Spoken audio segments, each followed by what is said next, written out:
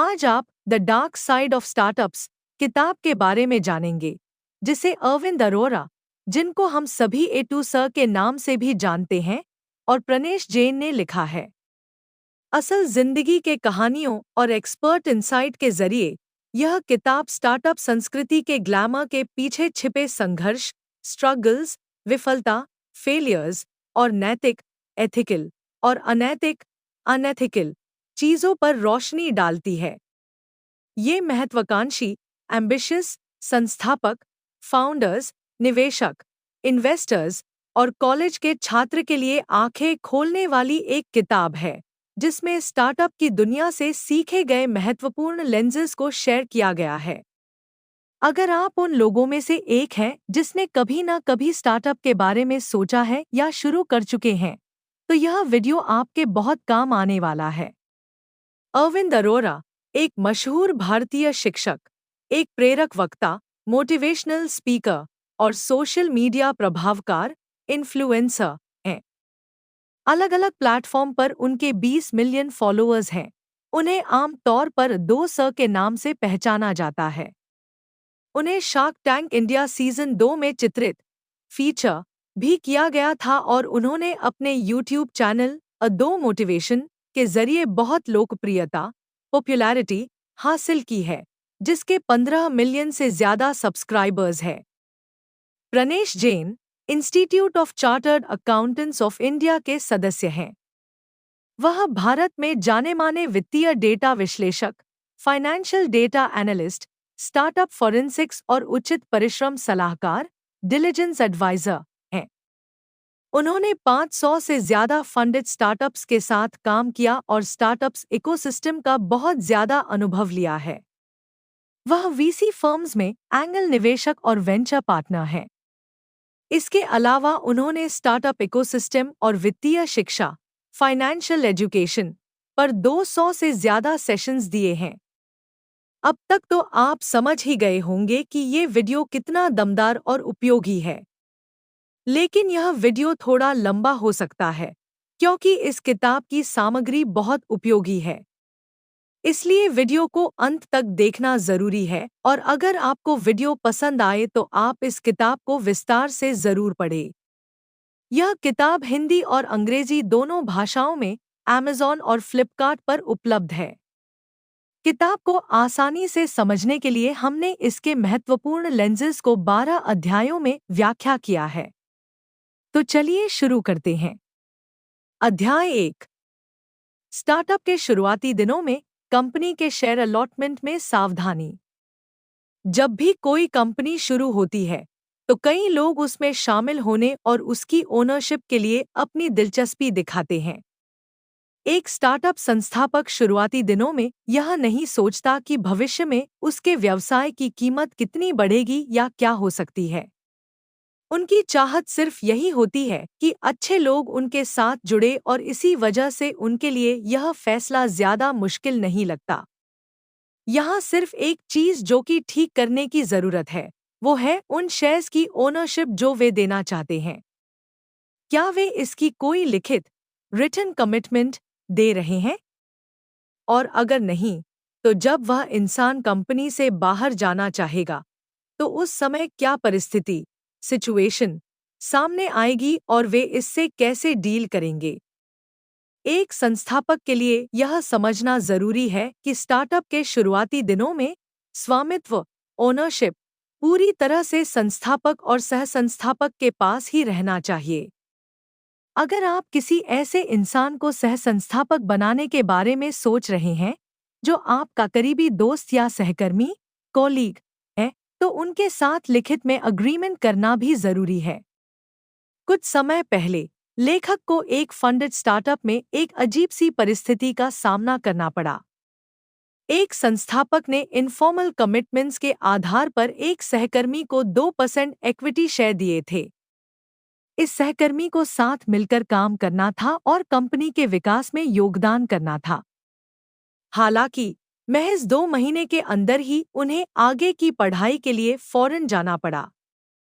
इस परिस्थिति में वर्बल कमिटमेंट्स के आधार पर 2% इक्विटी शेयर किसी ऐसे इंसान के पास चले गए जिसने कंपनी में कुछ भी योगदान नहीं दिया था। अब जब कंपनी की कीमत 7.5 करोड़ पहुंच गई तो उस शख्स के शेयर्स की कीमत 15 लाख हो गई। यह हैरानी की बात है कि कैसे एक गलती की वजह से ऐसे परिणाम हो सकते हैं। हालांकि संस्थापकों और कंपनी के पास लीगल ऑप्शंस हैं, लेकिन यहाँ सवाल यह है कि क्या उनके पास ऐसे थका देने वाले प्रक्रिया के लिए जरूरी समय और पैसा है। इसलिए इसका ध्यान रखें। अध्याय 2। उचित समझ के बिना फंड रेज करना और गलत कीमत पर फंडिंग राउंड कंडक्ट करना। जब कोई स्टार्टअप फंड रेज करने का फैसला लेता है तो उन्हें अपने स्टार्टअप की वित्तीय परिस्थिति, बाजार की क्षमता, विकास और निवेशकों को इससे मिलने वाली कीमत की ठीक समझ होना जरूरी है। नए स्टार्टअप संस्थापकों के लिए इन मुद्दों के बारे में जागरूक होना बहुत जरूरी है। कई बार हम सोचते हैं कि कैसे स्टार्टअप संस्थापक अपनी कंपनी की मूल्यांकन के बारे में अपनी शर्तों पर फैसला लेते हैं।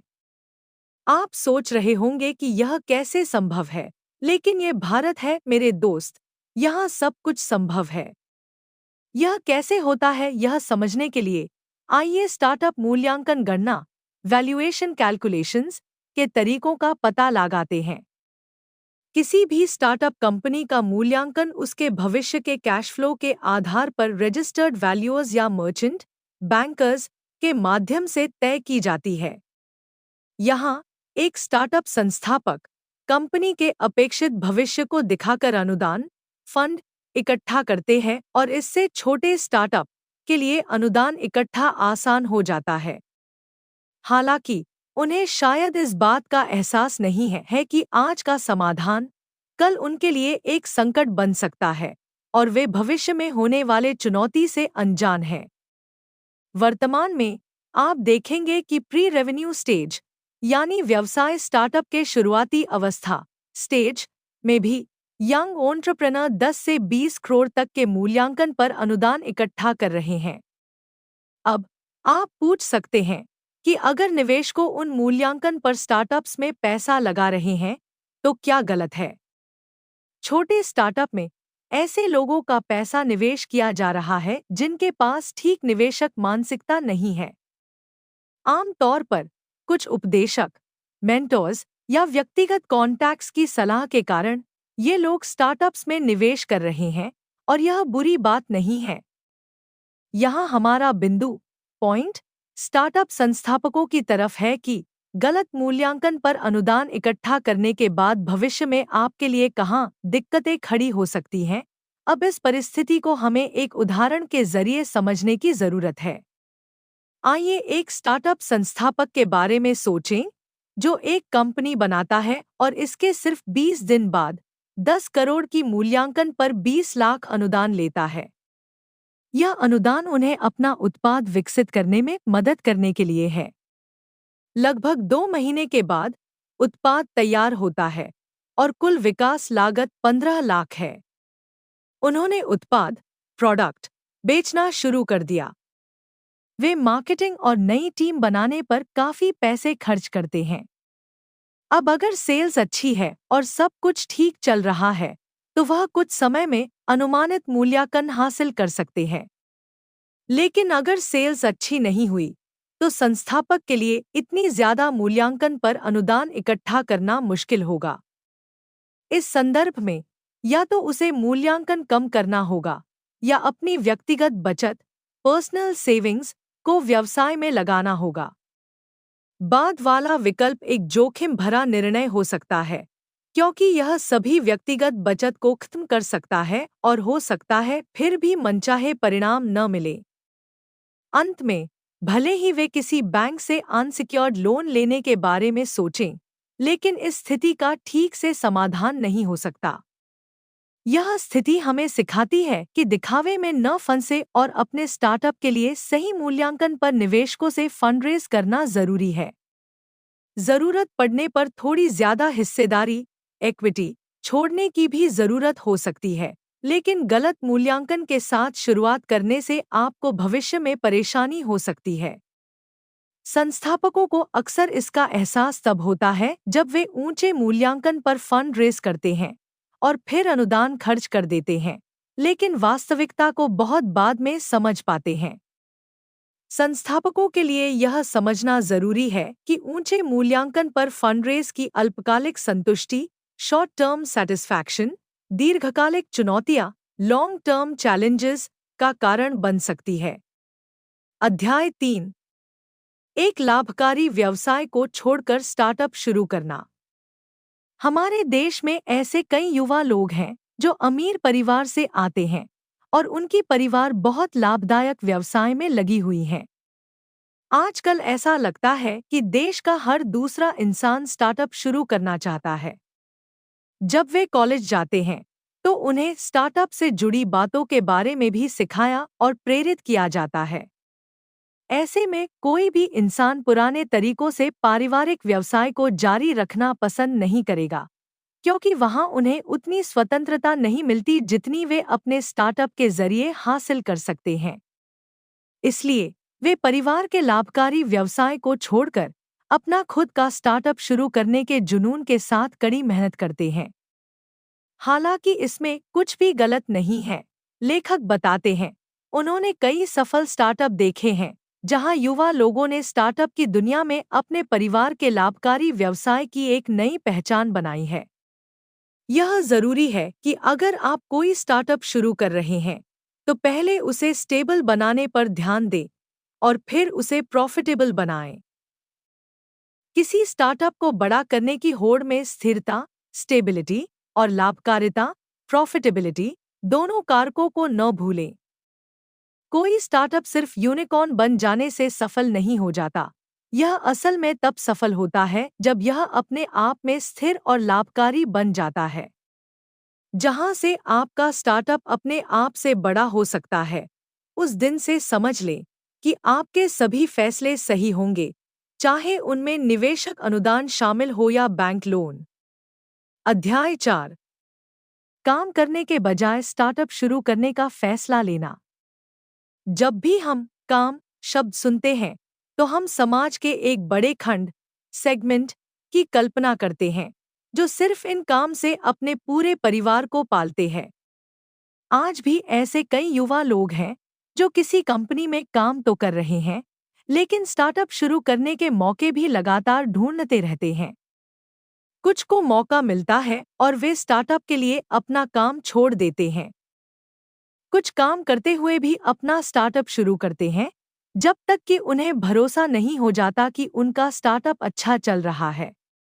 देश में लगभग ऐसे कई स्टार्टअप हैं जिनके संस्थापकों ने पहले काम की और फिर अपना स्टार्टअप शुरू किया। हालांकि ज्यादातर स्टार्टअप जो बंद हो गए हैं, उनके संस्थापकों को काम पर लौटना पड़ा। ऐसे संस्थापक भी हैं जिन्होंने नए स्टार्टअप फिर से शुरू किए हैं और वे अभी भी स्टार्टअप की दुनिया में खुद को और अपने स्टार्टअप को बेहतर बनाने के लिए प्रयास कर रहे हैं। हमारी राय में दोनों विकल्प बुरे नहीं हैं। अगर आप फिलहाल काम कर रहे हैं और कुछ नया करने के लिए स्टार्टअप शुरू करना चाहते हैं, तो बेशक स्टार्टअप की दुनिया में सभी रास्ते आपके लिए खुले हैं। इसका उल्टा, अगर आप स्टार्टअप जीवन से निराश हो गए हैं और अपने स्टार्टअप की सफलता को लेकर तनाव में हैं, तो आप हमेशा काम पर लौट सकते हैं। अब मुद्दा यह है कि कैसे समझें कि काम में बने रहना है या स्टार्टअप पर स्विच करना है या स्टार्टअप से काम पर वापस चले जाना है। इसके लिए आपको यह देखने की जरूरत होगी कि क्या आपका वर्तमान काम आपको जीवित रहने की अनुमति दे रहा है। यह फैसला खुद से लें और उसके अनुसार काम करें। अगर आप जानते हैं कि आपका उत्तरजीविता, सर्वाइवल खतरे में है और फिर भी आप अपने स्टार्टअप की सफलता की उम्मीद में लगे रहते हैं, तो मेरी राय में आप खुद को और अपने परिवार को मुश्किल में डाल रहे हैं। इसलिए नए स्टार्टअप को शुरू करने से पहले आपकी आय और बचत अस्तित्व से ज्यादा या कम से कम उतनी होनी चाहिए।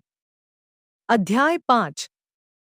निवेशकों को संस्थापकों में बदलना। यह एक चक्रव्यूह की तरह है जिसमें कई स्टार्टअप संस्थापक अक्सर फंस जाते हैं। आपने नेशनल टीवी एक प्रसिद्ध चैनल में भी इस तरह के एपिसोड देखे होंगे, जहां स्टार्टअप संस्थापकों ने निवेशकों को अपनी कंपनी में एक बड़ी हिस्सेदारी दी है, जिससे उन्होंने निवेशक को संस्थापक बना दिया, यानी कंपनी के अंदर सभी फैसले लेने का अधिकार दिया। आइए इसे करीब से समझते हैं। स्टार्टअप किसी भी संस्थापक के लिए एक उपलब्धि, अचीवमेंट है। सीधे शब्दों में कहें तो स्टार्टअप एक संस्थापक के संघर्ष की कहानी है, जो उन्हें कर्मचारी नहीं बल्कि मालिक बनाती है। किसी भी स्टार्टअप में निवेशकों के अधिकार काफी सीमित हैं। हालांकि निवेशकों को स्टार्टअप्स में स्वामित्व अधिकार मिलते हैं, लेकिन कंपनी के बिजनेस ऑपरेशंस में उनकी कोई प्रत्यक्ष भागीदारी नहीं होती है। इसका मतलब यह है कि स्टार्टअप में संस्थापकों के पास व्यवसाय चलाने और बिना किसी रोक-टोक के फैसला लेने की पूरी स्वतंत्रता होती है। अगर आप अपने निवेशक को संस्थापक में बदल देते हैं, तो यह कहीं न कहीं फैसला लेने की आपकी आज़ादी को सीमित कर सकता है। यह भी संभव है कि जिस मुख्य उद्देश्य के लिए आपने स्टार्टअप शुरू किया था, वह खो जाए और आप अपनी ही कंपनी में कर्मचारी बन जाएं। कुछ साल पहले मुंबई आईआईटी के 2 संस्थापकों ने एक innovative health care device company शुरू की थी। उन्होंने तकनीकी और स्वास्थ्य वस्तुएं के संयोजन से एक अद्भुत उत्पाद बनाने के लिए बहुत मेहनत से काम किया। उन्होंने इस टूल को विकास करने के लिए केवल कुछ ही एंगल निवेशकों से फंडरेज किया था। उत्पाद तैयार होने के बाद कंपनी को उत्पाद के उत्पादन, प्रोडक्शन और वितरण, डिस्ट्रीब्यूशन के लिए पैसों की जरूरत थी। इस जरूरत को पूरा करने के लिए उन्होंने अपना अगला फंडिंग राउंड एक ऐसे निवेशक के साथ बंद किया, जिसे कंपनी में इक्विटी दी गई और वह सह-संस्थापक बन गया। निवेशक वित्तीय बहुत अच्छी स्थिति में था। उसने उत्पाद को समझने में 6 महीने बिताए और इसकी मार्केट क्षमता को समझा। बाद में निवेशक अपनी टीम के लोगों को कंपनी में लाया, जिन्होंने उत्पाद के उत्पादन में संस्थापक की मदद की और इस तरह संस्थापक के साथ रहकर अंदर की चीजों को समझा। 1 साल के अंदर ही निवेशक ने उत्पादन, वितरण और बाजार पर मजबूत पकड़ बना ली। इसके बाद निवेशक ने कंपनी के अंदर टकराव पैदा करना शुरू कर दिया और संस्थापकों पर दबाव बनाना शुरू कर दिया। धीरे-धीरे निवेशक ने कंपनी का पूरा नियंत्रण अपने हाथ में ले लिया और संस्थापकों पर इस हद तक दबाव डाला कि उनके पास अपने उत्तरजीविता के लिए कंपनी से इस्तीफा, रिजाइन देने के अलावा कोई विकल्प नहीं था। अध्याय 6। स्टार्टअप में गलत निवेशक से अनुदान लेना।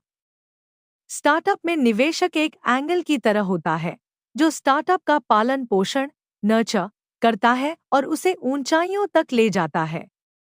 हालांकि उस एंगल निवेशक की तलाश करना भी किसी बड़े चुनौती से कम नहीं है।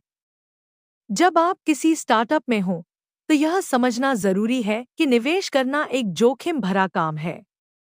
संभव है कि निवेश की गई रकम खराब हो जाए या हो सकता है कि वे 100 गुना लाभ कमा लें।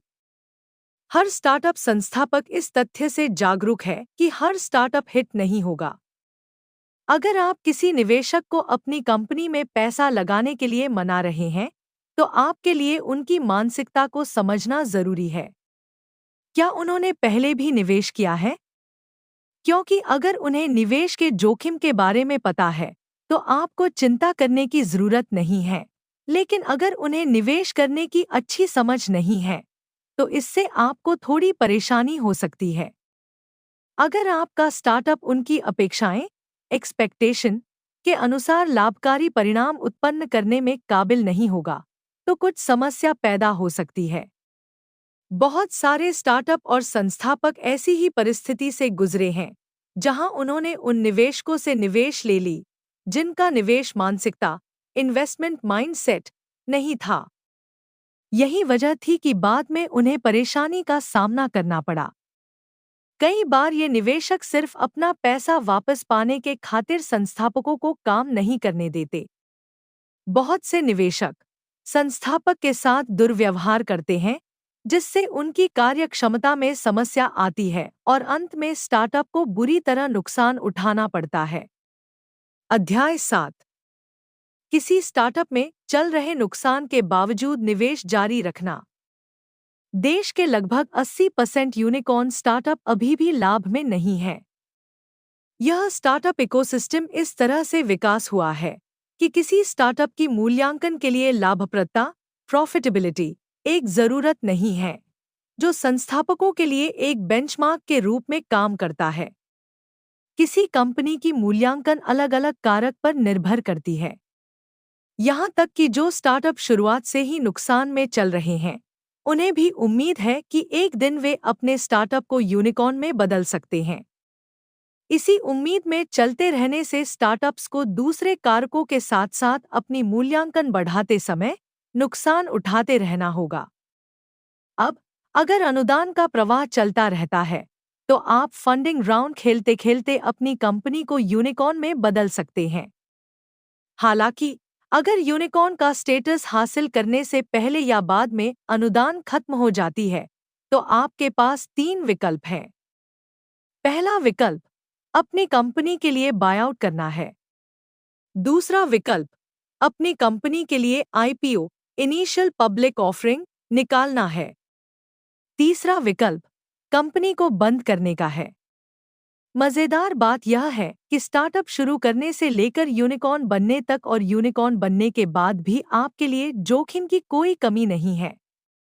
हालांकि, इन सबके बीच आपको एक संस्थापक के रूप में कंपनी से अच्छी वेतन मिलती है, जो आपको उत्तरजीविता के तनाव से दूर रखती है। असली पैसा तब बनता है जब आपके रास्ते पहले विकल्प या दूसरे विकल्प के लिए खुलते हैं।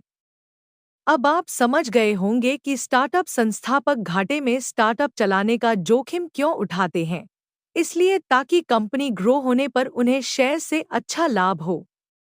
अध्याय 8। मुख्य उत्पाद और सेवाएं पर ध्यान केंद्रित करें। ज्यादातर स्टार्टअप को फंडिंग मिलने के बाद उनका ध्यान भटक जाता है और वे समझ नहीं पाते कि स्टार्टअप बनाने के पीछे उनका उद्देश्य क्या था। यह सब भूलकर वे अपनी कंपनी और उत्पाद सेवा को सिर्फ एक ब्रांड के रूप में बेचने की कोशिश करते हैं। इससे उनका ध्यान भटक जाता है। जब किसी स्टार्टअप के पास कई उत्पाद सेवा, प्रोडक्ट सर्विस हों, तो उन्हें मुख्य उत्पाद सेवा पर ध्यान देना चाहिए और उसकी गुणवत्ता में सुधार पर काम करना चाहिए, ताकि कोई दूसरा उत्पाद सेवा या ब्रांड बाजार में उसका मुकाबला न कर सके। यही वह चीज है जो आपके स्टार्टअप को बाजार में यूनिक सेलिंग प्रोपोजिशन (यूएसपी) देती है। कई औसत गुणवत्ता वाले उत्पाद सेवा के साथ बाजार में आने से बेहतर है कि एक उच्च गुणवत्ता वाला उत्पाद सेवा बनाया जाए। अध्याय 9। स्टार्टअप शुरू करने के लिए जरूरी चीजें। इसके लिए सबसे पहले आपको इन प्रक्रिया से गुजारना होगा। 1. विचार, आइडिया। सबसे पहले आपके पास व्यवसाय के आइडियाज होना चाहिए। अपने स्टार्टअप की तैयारी करने और उस पर काम करने से पहले अपने विचार को पूरी तरह से मान्य, वैलिडेट जरूर करें कि क्या सच में उसकी बाजार में मांग, डिमांड है। इस तरह से जब आप किसी विचार पर काम करना शुरू करते हैं, तो आप ज्यादा मजबूत बिजनेस मॉडल के साथ बाजार में प्रवेश करने के लिए तैयार होंगे। 2. योजना एवं क्रियान्वयन, प्लानिंग एग्जीक्यूशन। इस स्तर पर आपको जरूरी कार्यों को करने की जिम्मेदारी सौंपनी होगी और इसी के साथ बाजार की मांग का ध्यान रखना होगा। अगर आपका उत्पाद विकास, प्रोडक्ट डेवलपमेंट सही ढंग से नहीं किया गया है, तो आप अपने आप को जल्द ही स्टार्टअप की दौड़ से बाहर पाएंगे। आपको इसके बारे में उत्पाद का परीक्षण करना, प्रोडक्ट टेस्टिंग और बाजार की प्रतिक्रिया से पता चल जाएगा। 3. राजस्व उत्पत्ति, रेवेन्यू जनरेशन। इस स्तर पर कंपनी की सेल्स स्ट्रैटेजी को बनाएं। ध्यान दें, जितना ज्यादा हो सके उतने विभिन्न आय स्रोत बनाएं। 4. फंडिंग का दौर, फंडिंग राउंड। स्टार्टअप के अलग-अलग चरण में अलग-अलग स्तर पर अनुदान ली जाती है। उदाहरण के लिए, किसी कंपनी के शुरुआती दिनों में एंगल निवेशक अनुदान देते हैं। राजस्व चरण, रेवेन्यू फेज में कंपनी को सुपर एंगल या कुछ पारिवारिक कार्यालय वित्त पोषण मिल जाती है। जैसे ही कंपनी सफलतापूर्वक अपनी व्यापारिक यात्रा शुरू करती है और अच्छे आय के साथ आगे बढ़ती है, वेंचर कैपिटलिस्ट्स वीसी कंपनीज के उत्पाद बाजार के अनुसार और बिजनेस मॉडल को ध्यान में रखते हुए अनुदान देने में दिलचस्पी दिखाती हैं। यूनिकॉर्न बनने की दिशा में यात्रा यहीं से शुरू होती है। 5. Exit strategy. एक स्टार्टअप संस्थापक तब सफल नहीं होते जब उसे अनुदान मिल जाती है, बल्कि एक स्टार्टअप संस्थापक तब सफल होते हैं जब वह सही समय पर स्टार्टअप से बाहर निकलते हैं और उससे पैसा कमाते हैं। स्टार्टअप संस्थापक के लिए अपनी एग्जिट स्ट्रैटेजी की प्लानिंग करना जरूरी है। एक ठीक से बनाई हुई एग्जिट स्ट्रैटेजी से न सिर्फ संस्थापक को फायदा होता है, बल्कि निवेशकों को भी अच्छा परिणाम मिलता है। आम तौर पर स्टार्टअप में संस्थापक या निवेशकों के पास बाहर निकलने के लिए यह विकल्प होते हैं। एक एक्विजिशन, स्टार्टअप को ऐसी बड़ी कंपनी को बेचना जो स्टार्टअप की तकनीक, उत्पाद और ग्राहक के आधार कस्टमर बेस में अच्छा लाभ देखती हो। 2. IPO, initial public offering, stock exchange पर अपने शेयर्स को लिस्ट करके स्टार्टअप को पब्लिक करना। इससे निवेशकों को पब्लिक मार्केट में अपने शेयर बेचने की अनुमति मिलती है। 3. मर्जर, ज्यादा असरदार इफेक्टिव ढंग से तालमेल बनाने या पैमाना स्केल करने के लिए स्टार्टअप को किसी दूसरी कंपनी के साथ मर्ज करना। 4. मैनेजमेंट बायआउट, एमबीओ, स्टार्टअप को अपनी प्रबंधन टीम को बेचना, जिससे संस्थापक और कुछ कर्मचारी को नियंत्रण लेने की अनुमति मिलती है। 5. लिक्विडेशन, व्यवसाय को बंद करना और उसके संपत्ति एसेट्स को बेचना। 6. प्राइवेट इक्विटी बायआउट, स्टार्टअप को एक ऐसी प्राइवेट इक्विटी फर्म को बेचना जो इसकी मूल्यांकन बढ़ाना चाहती है और फिर इसे ज्यादा कीमत पर बेचना चाहती है। अध्याय 10, भारत में एक कंपनी को पंजीकृत रजिस्टर कैसे करें। भारत में एक कंपनी को रजिस्टर करने के लिए आपको कई स्टेजेस का अनुसरण फॉलो करना होगा और अलग-अलग औपचारिकताओं फॉर्मेलिटीज पूरी करनी होंगी। यहाँ इस प्रक्रिया का एक आसान सा अवलोकन ओवरव्यूज दिया गया है।